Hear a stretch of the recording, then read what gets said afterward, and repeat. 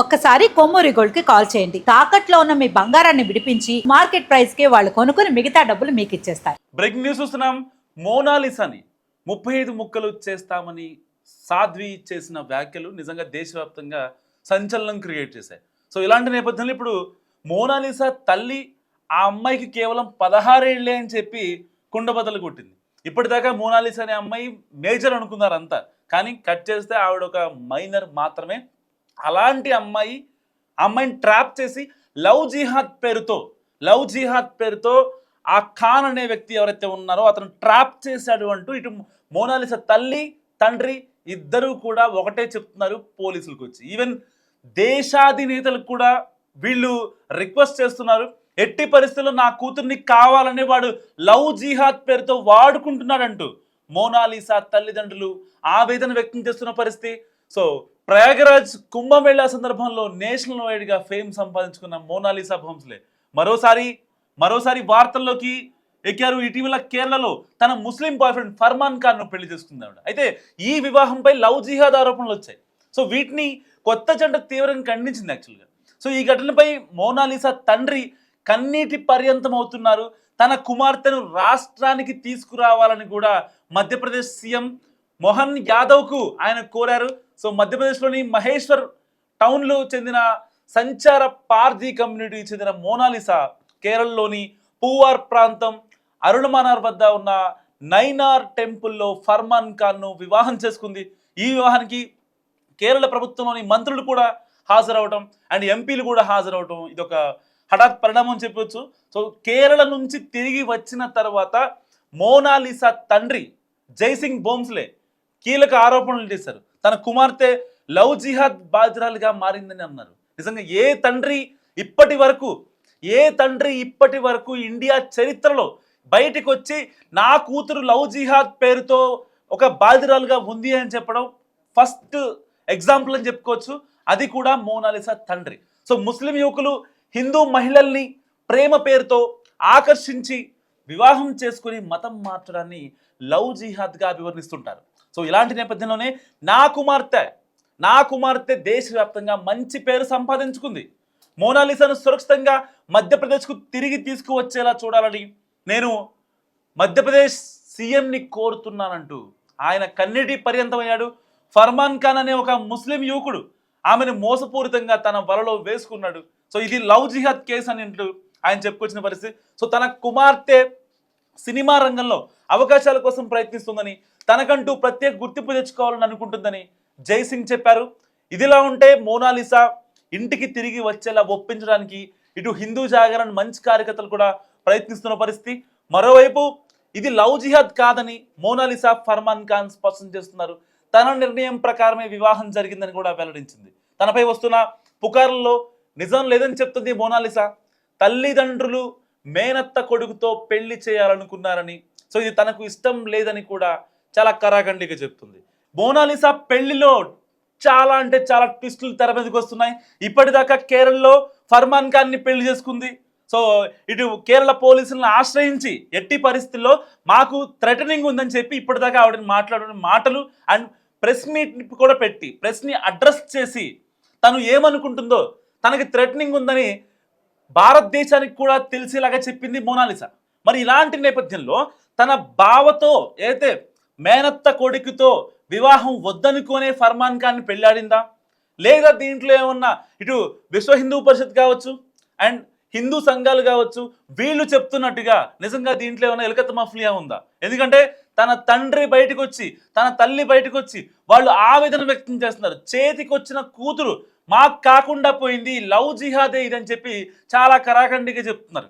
ఇప్పటిదాకా భారతదేశ చరిత్రలో ఏ తల్లిదండ్రులు కూడా బయటకు వచ్చి మా కూతురిది లవ్ జిహాద్, ప్రేమ పెళ్లి కాదు, లవ్ జిహాద్ అన్న సందర్భాలు ఎక్కడా లేవు నాకు తెలుసు. అయితే సో ఇది కొత్తగా అఫీషియల్గా బయటకు వచ్చిన లవ్ జిహాద్కి ఇప్పుడు ఈ యొక్క మోనాలిసా తల్లిదండ్రులు బలవుతున్నారు. ఎట్టి పరిస్థితుల్లో మా కూతురు మాకు ప్రాణాలతో కావాలి అని చెప్పి కూడా మాట్లాడుతున్నారు. ఇప్పటికే ప్రముఖ హిందుత్వవాదులు అండ్ విహెచ్పి కావచ్చు, బజరంగ్ దళ్ వాళ్ళు కావచ్చు, హిందూ సంఘాలు కావచ్చు, సో వీళ్ళంతా చెప్తున్న మాట ఒక్కటే, ఎట్టి పరిస్థితుల్లో ఆ అమ్మాయిని చంపేస్తారు, 35 ముక్కలు చేస్తారు అంటూ నిన్న సాధ్వి చేసిన కామెంట్స్ నిజంగా దేశవ్యాప్తంగా వైరల్ అయ్యాయి.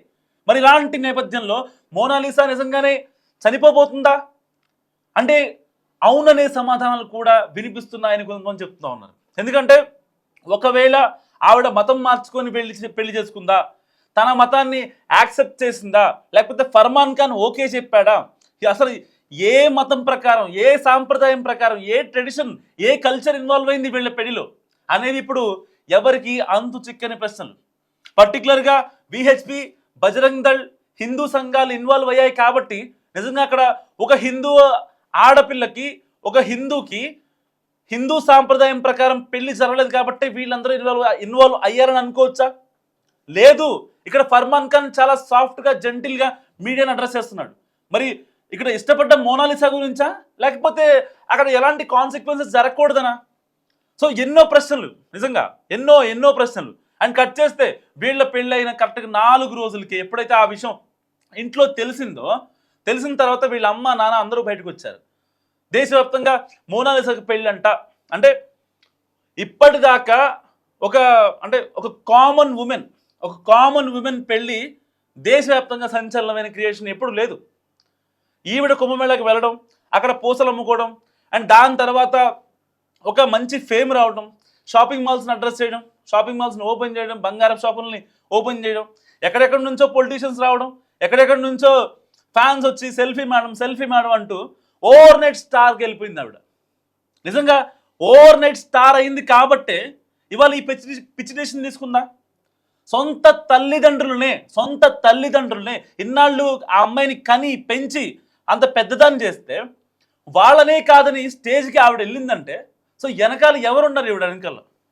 అంటే ఈవిడ ఒక మైనర్గా తీసుకున్న డెసిషన్ ఆ అమ్మాయి కరెక్ట్ అని అనుకోవచ్చా? లేదు. రేపొద్దున ఎలాంటి సిచ్యువేషన్ జరుగుతుంది ఆవిడకి తెలియదు. ఈవెన్ పెళ్ళి ఏదైతే 3 ఊళ్ళు కట్టించుకున్న మోనాలిసాకు కూడా తెలియదు. మరి ఇలాంటి నేపథ్యంలో మోనాలిసా అనే అమ్మాయి 35 ముక్కలు అవుతుందని సో చాలామంది మాట్లాడుతున్నారు. మరి అలాంటి అమ్మాయి ఒకవేళ 35 ముక్కలు చేస్తానంటే ఎవరు చేస్తారు? ఎదురుగా ఉన్న ఫర్మాన్ ఖానా, లేదంటే ఇంకెవరన్నానా? అసలు ఫర్మాన్ ఖాన్తో పెళ్లి చేసుకోవాలి, మతాంతర వివాహం చేసుకోవాలి, ఇలాంటివి అసలు ఆ అమ్మాయికి ఎలా వచ్చాయి? ఏ ఎక్స్టర్నల్ ఫోర్స్ ఉంది తన వెనకాల?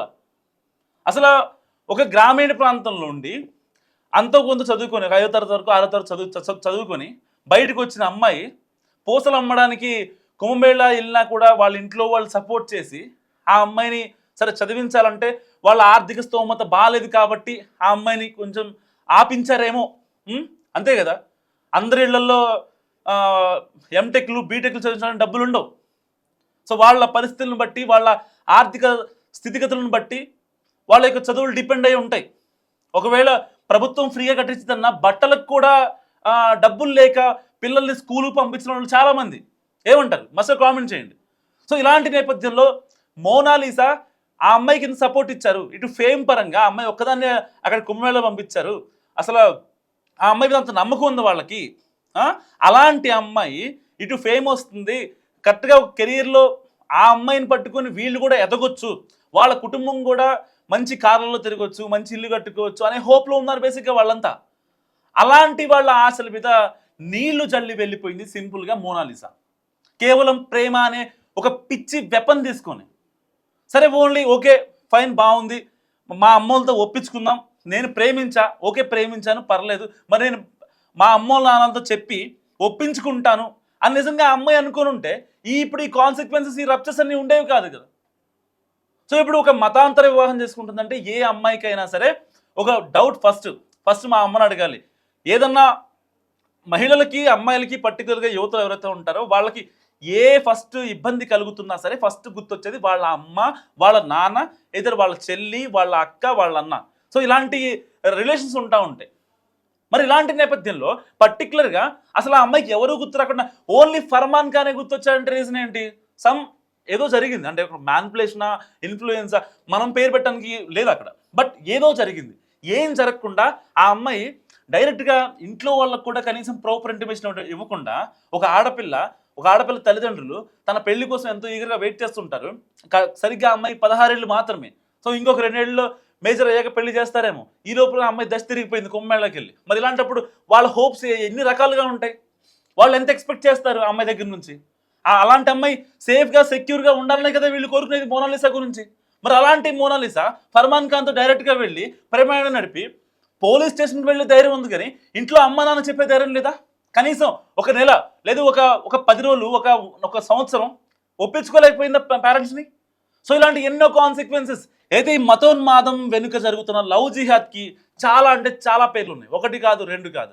సో ఇది లవ్ జిహాద్ అని దీని మీద ముద్ర వేయాలా, లేదు ఆ అమ్మాయి ఒక మైందర్ బయటకు వచ్చి చెప్తుంది కాబట్టి లేదు దీన్ని లవ్ జిహాద్ అనకూడదా?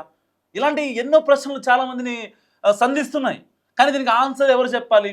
కేవలం మోనాలిసా చెప్పాలి.